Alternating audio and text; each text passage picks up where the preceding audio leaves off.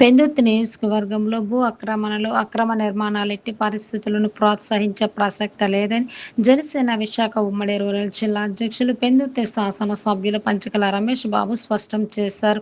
భూ కబ్జాల్లో తన పార్టీ వారెవరైనా కుటుంబీకులైన ప్రమేయం ఉంటే సహించబోనని భగవంతుడి సాక్షిగా తనకు కబ్జాలతో ఎటువంటి సంబంధం లేదని పునర్ఘటించారు. గతంలో కూడా మీడియా మిత్రులు మీ అందరినీ నేను కోరాను, ఏదన్నా వస్తే ముందు ఎవరి మీద అయితే మీరు రాయిపోతా ఉన్నారో, టీవీలో చూపించబోతున్నారో వాళ్ళ దగ్గర క్లారిఫికేషన్ తీసుకోండి. అధికార పార్టీ ఎమ్మెల్యే మనుషులను లేకపోతే అధికార పార్టీకి కూటమి నాయకులను ఒక ట్యాగ్ లైన్ పెట్టినప్పుడు మా వర్షన్ కూడా తీసుకుంటే మీకు కొంత ఉపయోగపడుతుంది, న్యూస్ రిలవెంట్గా ఉంటుందని కూడా. లేదు అధికారులు తప్పు చేస్తున్నారు అన్నప్పుడు మా టౌన్ ప్లానింగ్ ఏసీపీ గారిని కానీ, మా ఎంఆర్ఓ గారిని కానీ, లేదంటే ఆక్రమణ జరుగుతుంటే కంప్లైంట్ వస్తే ఏం చర్య తీసుకుందామని మా సిఐ గారిని కానీ, అధికారులను కూడా వాళ్ళ పరిధిలో ఏదైతే వాళ్ళని, మా పరిధిలో అయితే మా దగ్గర క్లారిఫికేషన్ తీసుకుంటే మీకు ఇంకా మంచి న్యూస్ వస్తుందని చెప్పి గతంలో కూడా మిమ్మల్ని కోరటం జరిగింది. బాధాకరమైన విషయాలు ఏంటి అంటే మాకు సంబంధం లేని విషయాలు కూడా మమ్మల్ని ట్యాగ్ చేసేయటం. సపోజ్ ఒక విషయం ఒకటి చెప్తాను మీకు. 3 రోజుల క్రితం మీ మీడియా గ్రూపుల్లో చాటింగ్ ఏదైతే వేపకుంట జుత్తాడ రోడ్డులో టీడీఆర్లు ఉన్నాయో 200 కోట్ల కుంభకోణం జరిగిపోయిందని, ఎవరెవరి పేర్లో ఇన్వాల్వ్ చేశారని, ఎమ్మెల్యే గారు మనుషులు ఎమ్మెల్యే గారు ఇన్వాల్వ్ అయిపోయారని అన్ని బినామీ పేర్లు పెట్టేశారు. మీకు ఒక్క విషయంలో క్లారిటీ ఉండాలి. మీరు కూడా రాసిన వాళ్ళు, చూపించిన వాళ్ళు కొంతమంది అభాస్పాలు అవుతారు. లిస్టు గ్రామ సభలు పెట్టి రికార్డెడ్గా ఎవరున్నారో, ఎవరు టీడీఆర్కి అర్హులో ఇవ్వాల్సింది ఎంఆర్ఓ లెక్కాల్సిందే. దయచేసి మీ అందరినీ నేను కోరేది ఒకటే, ఎందుకంటే మీతో పాటు మా ఆఫీసర్స్ కూడా తెలియాలని మా ఆఫీసర్స్ అందరూ కూడా రమ్మన్నాను. నేను మాట్లాడే దాంట్లో ఇప్పుడు మాట్లాడిన దాంట్లో దేని మీద మీకు క్లారిఫికేషన్ కావాలన్నా నేను సమాధానం ఇస్తాను, మా అధికారులు సమాధానం ఇస్తారు. దయచేసి భవిష్యత్తులో ఏదన్నా రాసే ముందు ఆలోచించండి. టీవీల్లో చూపించే ముందు కాబట్టి, రాసే ముందు కానీ, సోషల్ మీడియాలో పెట్టే ముందు కానీ 1-4 సార్లు ఆలోచించండి. మా క్లారిఫికేషన్ తీసుకోండి.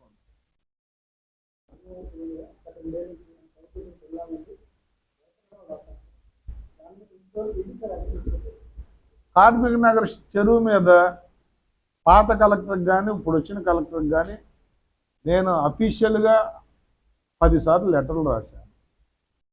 తర్వాత సీఎం రివ్యూలో మీరు ఇది అండర్లైన్ చేసుకోండి. కలెక్టర్ ఆఫీసులో సీఎం గారు రివ్యూలో, సార్ ఇక్కడ కోట్లాది రూపాయలు, 100 కోట్ల రూపాయలు భూమి ఆక్రమణ చేస్తే కలెక్టర్ గారు, పోలీస్ కమిషనర్ గారు లా అండ్ ఆర్డర్ ప్రాబ్లం వస్తుంది అంటున్నారు అన్నారు.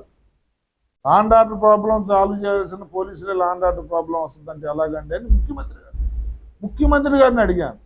ఏంటి కలెక్టర్ ఎమ్మెల్యే గారు చెప్తున్నదంటే, అవునండి కొద్ది ఫోర్స్ చూసుకున్న తర్వాత వెళ్దాం అంటున్నారండి అన్నారు.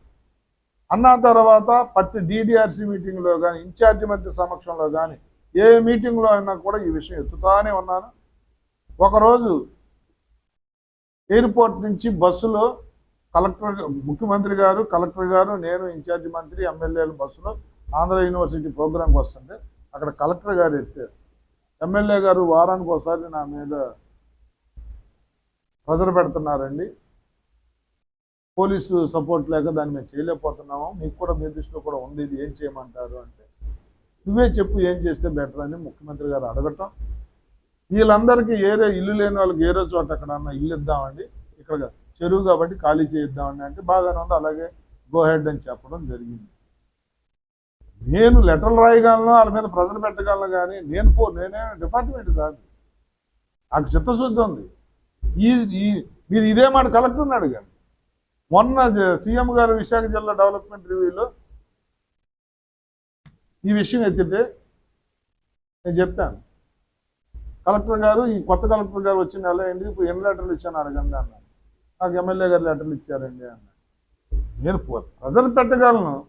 నేను తీసుకెళ్ళి పొక్కలను డ్రైవ్ చేసుకెళ్ళి నేను వెళ్ళి కొట్టేయలేను కదా. డిపార్ట్మెంట్ వాళ్ళ పని వాళ్ళు చేయాలి.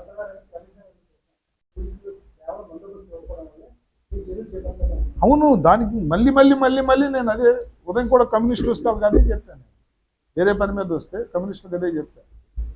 నేను వెళ్ళే లోపు అది మాత్రం మీరు ఇంకా కట్టే దగ్గర ఏదన్నా ఉంటే మీరు గుర్తుపెట్టుకోండి, తర్వాత నన్ను బ్లేమ్ చేస్తే కాదు. నేను వెళ్ళే లోపు మాత్రం వాళ్ళకి ఇల్లు అయితే ఎక్కడో చోట ఇస్తా, ఇల్లు లేని వాళ్ళు వెరిఫై చేసి కొట్టేయటం మాత్రం కొట్టేయటమే.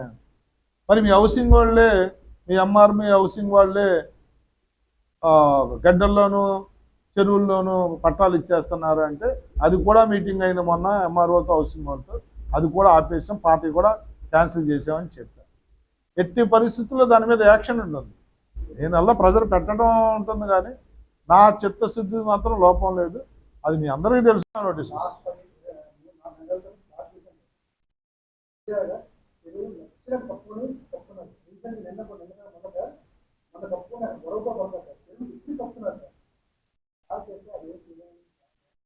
ఇప్పుడు మీరు గతంలో దానికి ఒక నిర్ణయం తీసుకుంటాం.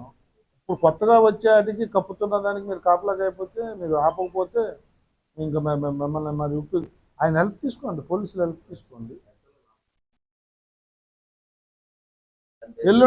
ఎల్లుండి విజిట్ పెడతాను. ఎల్లుండి శనివారం నాడు ఒకసారి మనం విజిట్ చేద్దాం. మీరందరూ రండి, చెప్పారు 8 గంటలకు 9 గంటలకు.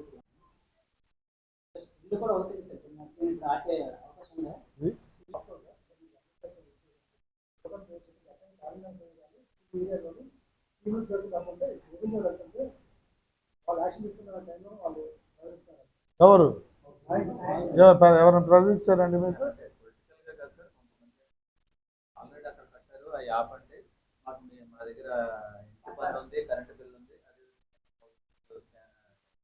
అది పాలసీ మ్యాటర్. అది కలెక్టర్ను కమిషనర్ మేము చూసుకుంటాం. కూటమి నేతల పేర్లు చెప్పి మిమ్మల్ని ఎవరైనా ఆపుతున్నారు. ఆపితే నేను మళ్ళీ మళ్ళీ చెబుతున్నాను, మీదే ఆఖరికి అల్టిమేట్గా జవాబు ఇచ్చేది మీరే అవుతారు. కూటమి నుంచి ఎవరు ఫోన్ చేసినా అది ఆనర్, తప్పైతే ఆనర్ చేయక్కర్లా. ఆన్ రికార్డ్ నేను మీకు చెప్తా, ఆదేశాలు ఇస్తా ఉన్నాను. ఎవరన్నా కూటమి నేత, నేను చెప్తున్నాను, మళ్ళీ నా నుంచి కూడా ఇప్పుడు మీకు ఫోన్ రాదు.